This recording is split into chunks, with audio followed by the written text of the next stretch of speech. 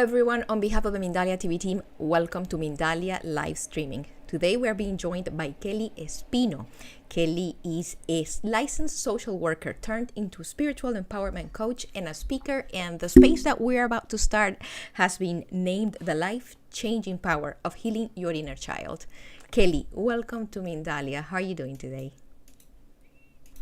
Having me. I'm really excited for this conversation. We are super excited too. This is a great opportunity. You have been working with this for a while, and we didn't want to miss the opportunity to have you with us. And I'm just going to dive deep right now and ask you exactly, when someone is talking about an inner child, are they talking about something very mystical? Are they talking about a metaphorical figure? Or what's going on with our inner child? Is it a real thing? Yeah, I love that you're asking me this. And it honestly really depends. Every person that does inner child healing, depending on their training and their education and their lens and their perspective, has a different point of view. I'll share with you my personal point of view. Perfect. Your inner child are younger versions of yourself that are very much alive in your subconscious mind and are very much alive in your life, like your current reality. That is my short and simple definition of our inner child. And is there like a biological imprint, for example, something that we can actually measure when we talk about an inner child, or what's your approach? So, great questions. So how my entire perspective, can I share with you how I discovered inner child healing? I feel like that will kind of give some Please. Okay, Please perfect. do.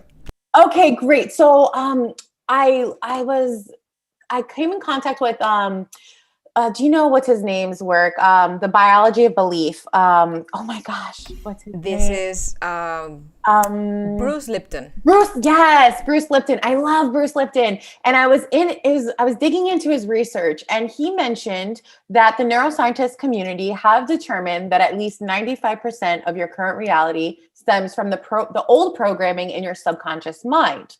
And when he said the downloading that is in your subconscious mind that is creating your adult reality was downloaded between the ages of 0 to 7 years old.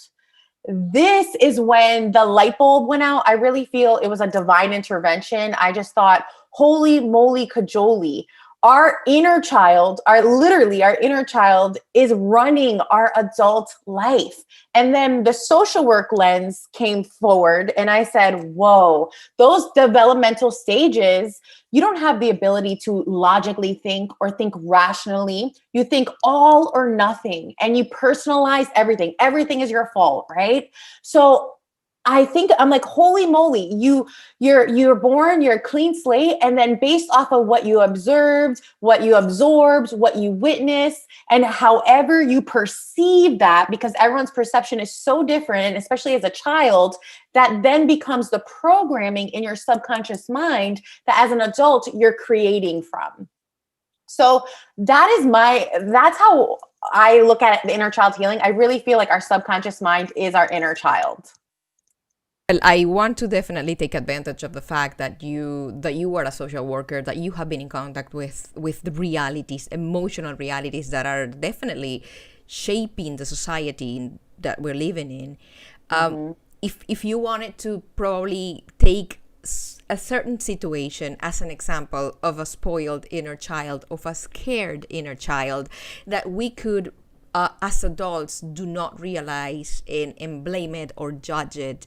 I just want examples, because I'm pretty sure that you must have a whole battery of examples. I mean, honestly, I see life through the lens of an inner child. So when I look at, for example, Trump, regardless if you support him or not, whatever, I literally, all I see is a wounded inner child. That's really all I see.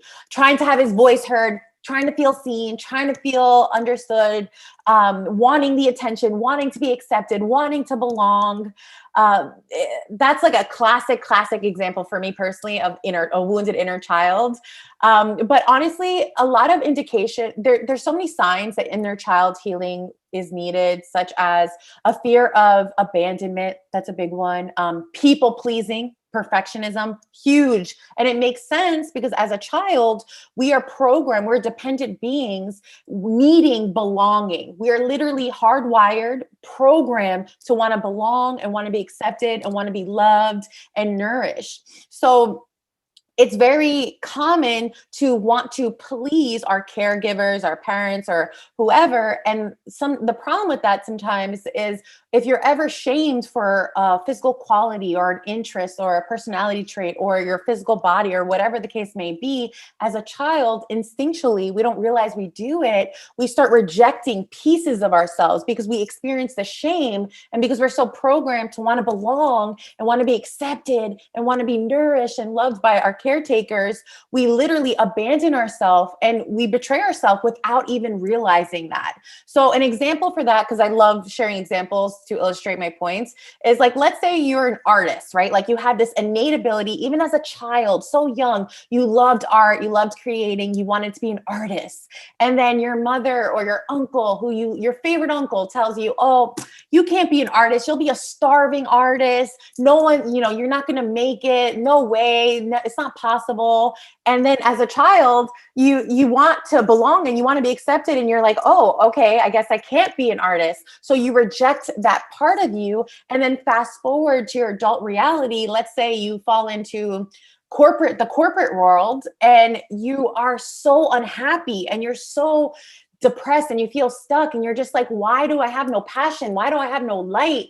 And it's because you rejected that innate quality of yours, that divine given quality of artistic, like creativity, of creative abilities.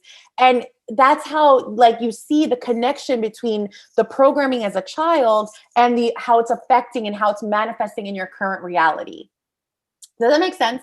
It makes a lot of sense because as children, I understand that all that we're looking for is survival, and that survival is going to be translated practically in love, in belonging, in staying with the pack, right? Mm-hmm. So whatever single us out and threaten us from putting us outside of the pack is going to be threatening our own survival. So that's the moment in which we start segregating parts of us that are probably not accepted. Exactly. And if you think about it, we're hardwired for that, because if you look back in village time, back then when we all lived in villages, we had to conform. We had to fit the status quo. We had to belong to the pack, to the tribe, because if not, you were exiled, and you best believe there's like a 99.999% chance you were going to die. So if you really think about it, we are hardwired to want to belong and want to be accepted. What's happening now, Kelly? What is happening now? Why are we so lucky that we live in a time in which those principles are falling apart? And apparently we can now decide, or we can now be different and still belong to a pack, or probably is that the fact that our survival is not depending as much as before on, sleeping in the same cave. We can now, so technically, at least on the material needs, we can survive on our own, right? Yeah. And I really feel this, that whole expression, knowledge is power. So I feel it's becoming more, I don't think inner child is trending yet, inner child healing, but I do feel it's becoming more and more present in our current reality. And I feel with this new knowledge and this new awareness, and also that has to match a person's desire to want to heal, of course, because it takes two. It's going to get messy.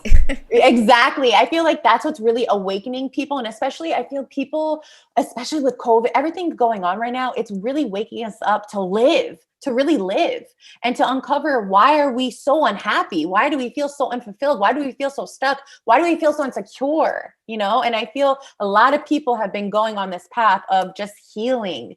And I'm so grateful and so honored to offer this one healing modality, because you already know, as all the great, incredible guests you interview and healers, there's so many modalities out there, but I'm so passionate about inner child healing because I feel like there's such a clear connection in inner child healing and rediscovering who you truly are at the core before the world told you who to be. I love it. And one of the things I really like about what you said is about the divine gift, about that ability that we are all born with. And as we see our society changing and shifting, I wonder if, we know that most of us, I'm not going to say everyone, but most of us have been separated from those gifts by the education system, for example. Yeah. No, nobody meant to harm us. It was just the way it was done. But Hmm. do you think that probably we are at a great time in which our society, the way we knew it, is changing, is shifting? How can we take advantage of that in this moment in which many jobs that were secured are disappearing? Do you think that maybe this is like the starting point in which we get in contact again with who we really are, and maybe we can build a new stage in society, a new era, for example? Yeah, I couldn't agree with you more. And I really feel it first starts with just making the decision, to like, I'm open. I'm ready. Like, I'm ready to really uncover what lights me up, what my purpose is, dharma, or whatever. I know that can get a little tricky. I think people, and I, from my own personal experience, can get very fixated on like, what's my purpose? What's my purpose?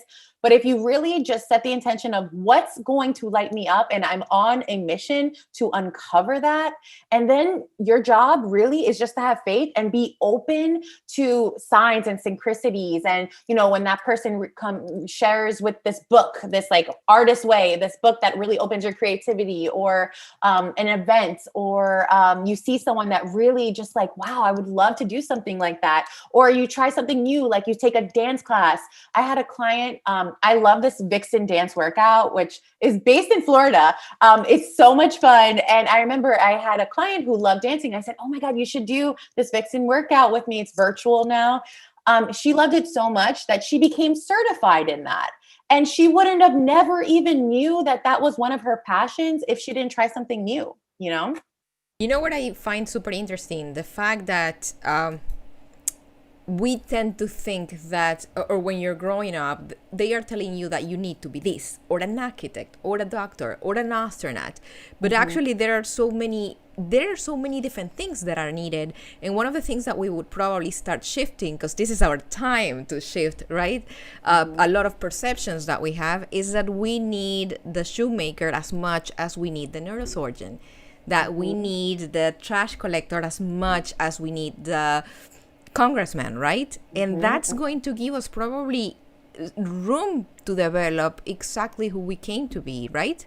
Exactly. And I really believe it comes from what lights you up. Whatever lights you up, I 100% believe with every fiber of my being that you can monetize that, whatever it is. It's just giving yourself permission, because I still feel it connects with the inner child. Like, what are my parents going to say? What is my family going to say? Especially if you come from a really religious household, or it's very traditional. Exactly. It's very common to, let's say you uncover what lights you up, but then thinking, oh my God, but are they going to think I'm a failure? Are they going to abandon me? Am I not going to be accepted? Am I going to be judged? And then that really, it holds you back, And then our dear hardwired is, just short circuit on us. Mm-hmm. What can we do, Kelly, to actually keep that flame in our children?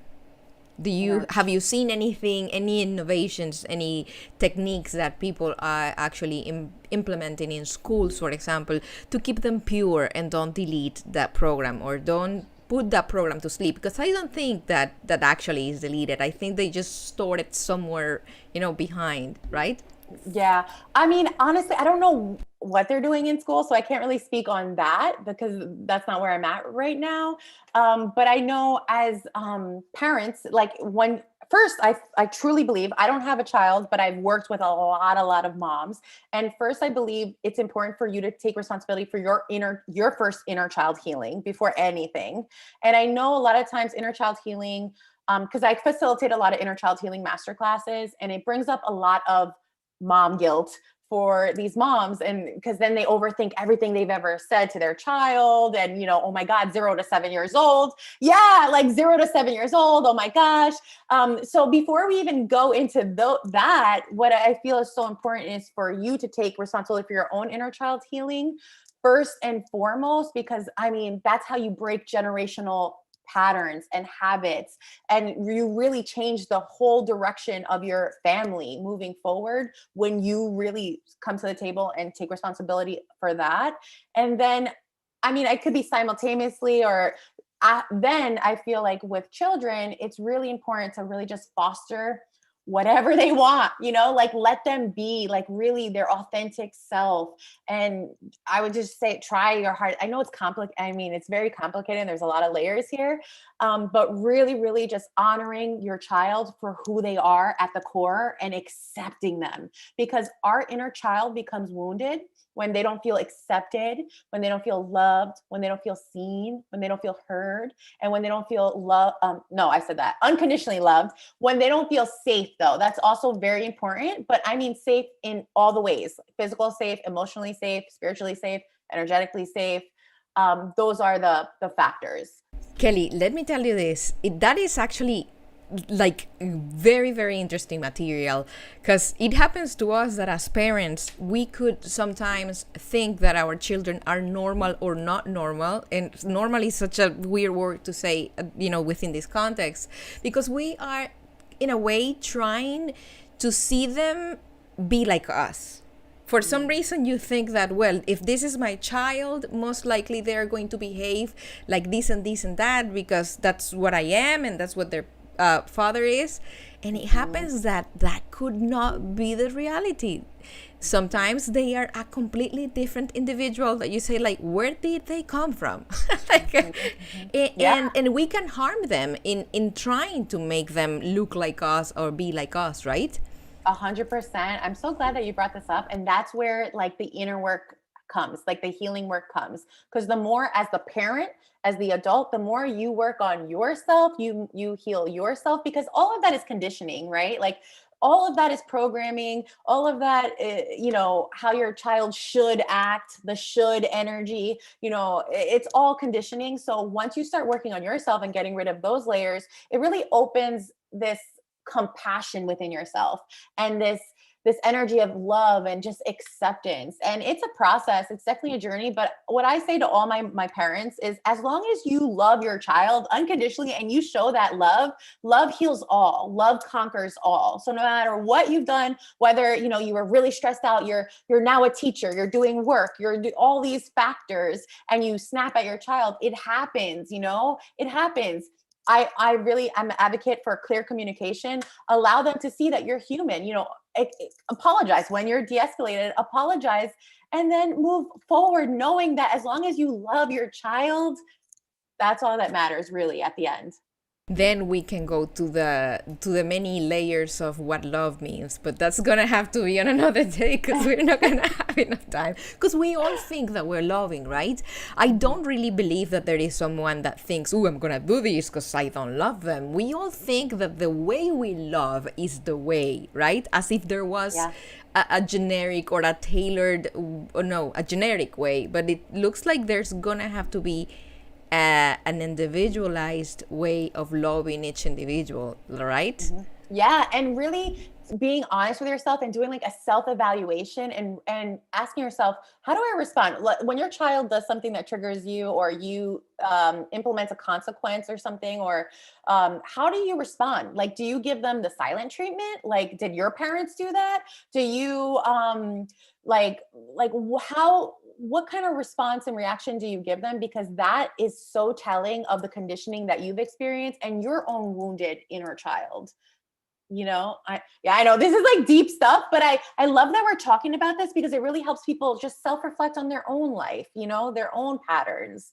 It is very deep, and it's actually it's interesting, because that's the whole thing about self, or getting to know yourself, and getting to know the conditions of other people, because it is very compassionate, I would say, and very loving to understand that your perspective may not be the perspective of the other one, and you may be thinking that all you're doing is for good, but actually you're not looking at the other side of the road, where things may be looking very differently, right? 100%, 100%. And what I find would be very valuable for all relationships, and I do this with all my clients, is the 5 love languages. Yeah, I don't know. Have you had someone speak on that? Yes, well, we haven't actually had anyone on the channel, but I'm familiar with it. And it's basically understanding what's the language in which you are going to be perceiving love, right? Exactly. There's all these different factors. I forget who writes. If there's a book on it, you can take a quiz on online. There's a family quiz, a partner quiz, a personal quiz, and basically the five love Gary languages. Chapman, I guess. Yes. Five love languages are words of affirmation. So, liking your partner to say positive things towards you or any relationship. That's how you feel and receive love and give love. Acts of services, which could be like your parent taking your car to the car wash or something like that. Yeah, right. There's physical touch, so affection. There's, oh my gosh, what are the other ones? Gifts. Did I say? And then It's one that is gifts, actual gifts. yeah. And there's another one that I cannot remember, but I remember that when I uncovered the five love languages, I realized because I always felt like my dad was very emotionally unavailable. And I felt like he didn't love me. And then when I uncovered these love languages, I realized I'm like, well, he definitely does take my car for an oil change. Like his way was acts of service, whereas mine is quality time, which I didn't mention that one. That one is quality time, words of affirmation, and physical touch. So once I recognized this, I was like, oh, okay. Like he does love me in his own way, but I wish I would have had this knowledge and I wish he would have had this knowledge so we could have communicated about this So we earlier. can translate and let the Exactly. other one know, listen, I am loving you and this is how I am showing it. Because we could be talking in two completely different languages, right? 100%. Yes, definitely. Hands down. Kelly, I want you to tell me a little bit about, because you work with this, you have your social worker background that has allowed you to see a lot of, I would say that mostly everyone has some sort of a wound, but your job has allowed you to probably be there for them to unveil their wounds, right? To uncover and show you this is my wound. And I want to know, how do you apply the inner child healing? Can you tell us a little bit about exactly how do you help people with it? Because I'm pretty sure for what we've been talking that there must be some personal seasoning that you have added to the mixture, right? Yeah, I do actually. Thank you for bringing this up. So like an inner child healing session consists of first, we always share wins. We start with wins, regardless of how small or big the win is, just because we are so programmed to criticize ourselves that I like to get people in the energy and in the habit of praising themselves. And I truly believe the more that you honor your wins, based off of the energy, the universe, spirit, God, whatever you believe in, will give you more things to celebrate. And I feel it helps you open up your heart chakra as well. So we always start with wins, then we move into intentions. So an intention is a positive statement or statements of what you want to occur, how you want to feel. If there's anything you want to uncover in regards to your childhood, in regards to anything at all, we declare and claim it. And I always ask them to be as specific as possible. Then we move into the portion where I ask them questions about their childhood. This gets very heavy. It could be very heavy, but I do feel my social work background really helps me because I'm very good at holding space, non-judgmental. It's a very safe space. And what this does, we always set the intention that by you verbalizing and processing your childhood, that is a form of release, a therapeutic release within itself. And it helps you have some aha moments where you're like, oh my gosh, I'm like this because my dad did this and this, it like helps you connect a little more, which is great. And it gets you in the energy of your inner child. Because a lot of the times as an adult, we can rationalize, right? Like, let's say you were raised with a single mother. She had 3 jobs. She was never home. As a child, oh my gosh, really? I'm the mom. Yeah. Yeah, exactly. So let's say as an adult, you can look back at your mom and say, oh my God, she was such a hustler. Like, oh, so much respect. How she did it. But as a child, you don't have that ability. So as a child, you're like, does she not love me? Why is she not here? Am I not special enough? Blah, blah, blah. So even though when people say they may not have had a traumatic childhood, your conscious adult logical mind is saying that. But when we really dig into it, no, there's always some level Yes. of trauma. You I just perceive it as that. I think I understand it. It's like our mind, yes, it's understanding, it's filtrating the information, but our heart, it's still broken, right? Yeah, there's still some wounds there, exactly, that are stored in the subconscious. And you already know the subconscious is so sneaky. It's so, we're not realizing that it is affecting our reality. So it's so powerful. I don't realize where I was going with this, the whole thing with the We mom. were talking about therapy, about when people just goes to your office or Oh, to the place and they start that's right. talking, they verbalize their pain. Yes. Yes. Okay. Thank you so much for that. You're a great host. I was Um, following. Yeah, great host. Thank you so much. So in that portion, we process the childhood a little more. Sometimes tears are released, which I always support. And I feel that is such a release and it's such a healing. It's very therapeutic. And then we move into the meditation piece. Now that is my favorite piece. It's the piece where clients literally are like, oh my gosh, it wakes them up on a whole new level. So what we do is I guide them through a meditation where they connect with their inner child, and their inner child is very real. So they will then have a conversation with their inner child as I guide them with questions to ask their inner child, like, how can you best support her or him? How can you best heal? What does she need to heal? What brings her or him joy? How can you connect with them moving forward? And all these questions, and then based off of their intention, I'll ask some more questions. And their inner child is literally speaking back to them, whether through thoughts, whether through feelings, emotions, memories. It is so powerful. And that's about like 15-ish minutes, depending on how talkative the inner child is or not, because our inner child, it's very fascinating. It's very interesting because they have free will. So some inner children are open and they're playful and they're joyful and they're like, yeah, I want to play. Some inner children are very guarded and they're upset and they're sad, and a lot of them are very mad. They're like, you haven't visited me. Like, who, you have to cultivate a trusting relationship. It's very fascinating. Sometimes an inner child will be a teen version of yourself.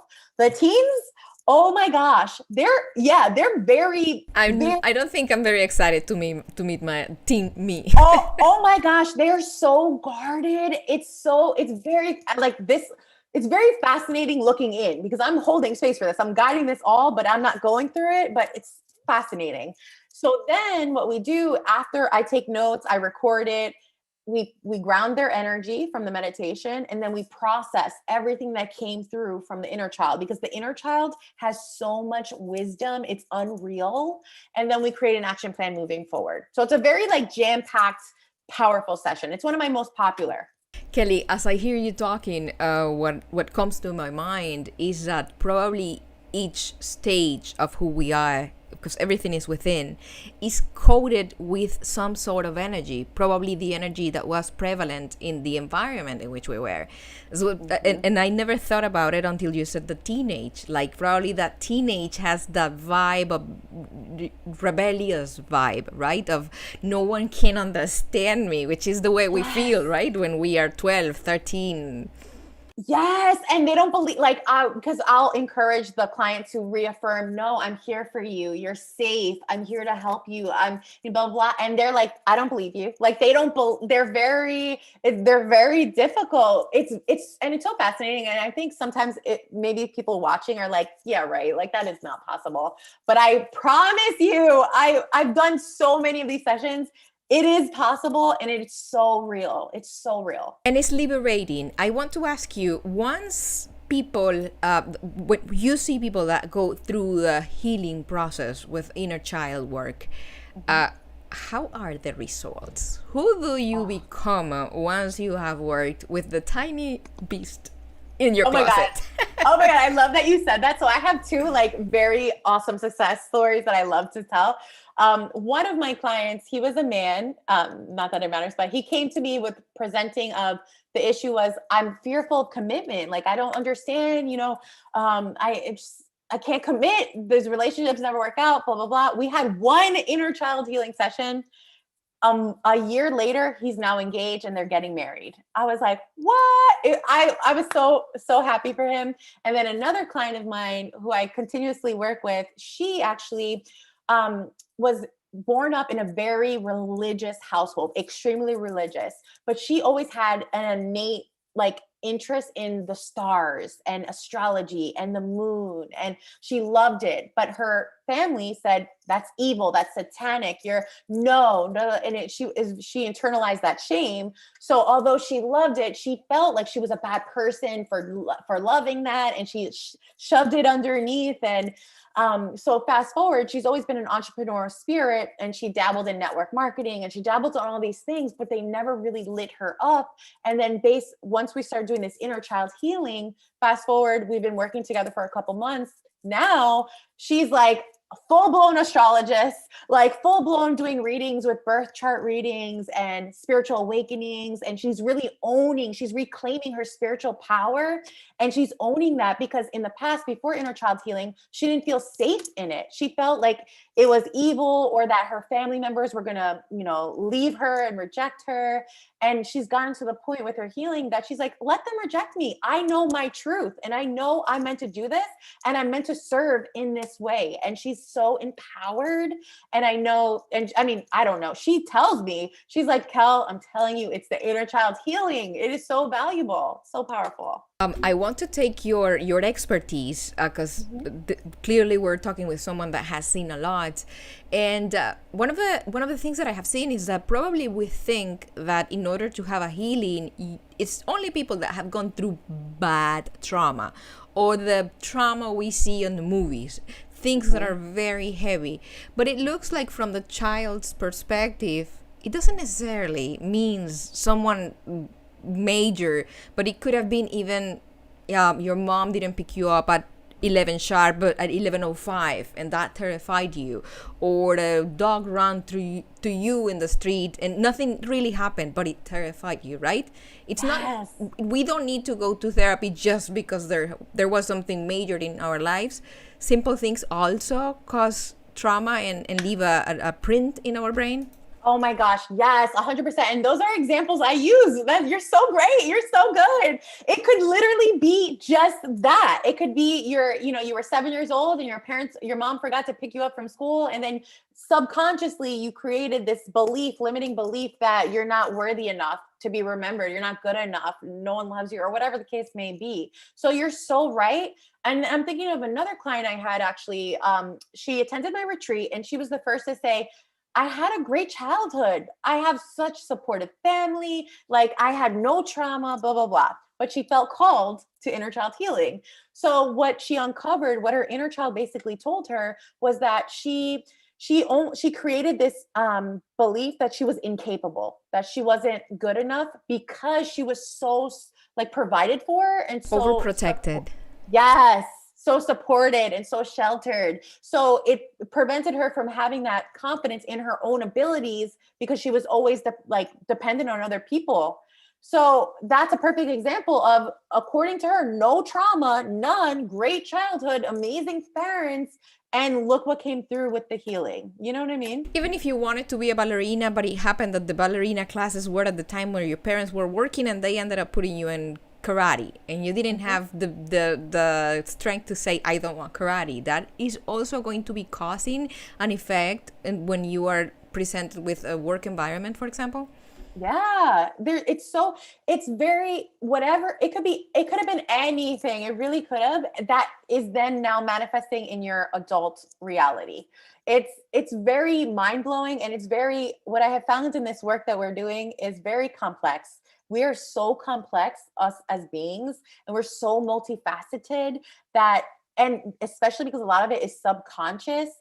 Oh my gosh, the things that you will uncover in this healing journey, it's life-changing. Like, for example, I'll share a personal example of mine. I've had a history of yo-yo dieting, right? Where I would gain weight, lose weight, gain weight, lose weight. And I recognize when I release weight, I'm more open to dating. Like, my heart is more open. I'm more willing. Once I gain the weight, my heart is closed and I have no desire to date at all.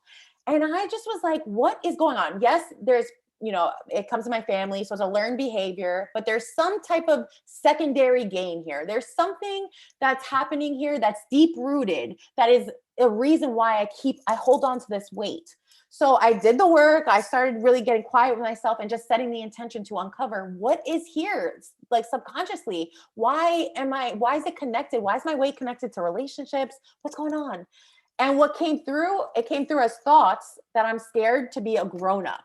That if I were to be in a, I know it's crazy, right? If I were to be I in a join you relationship, on that one. I've been refusing to grow for for a long time. it for me was mind blowing that I associated being in a partnership as like, okay, if I get serious in a partnership, then we get to the next level. Then we gotta, And we get leaving your married. parents, cutting the Yes. relationships, not being a younger kid, but actually having your own nest. Having your own family. I was literally subconsciously terrified of growing up. And then what came to me was a memory of my mom growing up.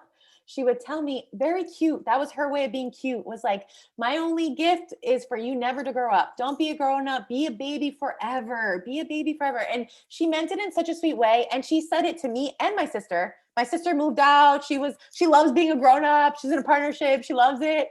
She didn't internalize it, but I do believe I internalized it somehow as a child. And it's just mind blowing. But then the beauty of this is when you do this healing work, you take what's in the darkness of your subconscious mind and you put a flashlight on it. And then it comes to your conscious awareness that you then can do the active in like reality, like in life action steps to, Yes, it's Freudian. I understand that in order to beat the enemy, you need to see it. So as long as it's hidden in the shadows, you're not going to be able to. And Kelly, something that comes to my mind, and I think I can't emphasize enough the importance of adults' language. What are we saying to our children? Of course, we're never meaning to harm them, but we as mothers tend to have a language that can leave an imprint, like, please don't grow up. I see that a lot, like, stop growing, please stop growing, I want you as a baby. And that's something in social media we see it a lot, right? So why would you stop your child from becoming what they are meant to be?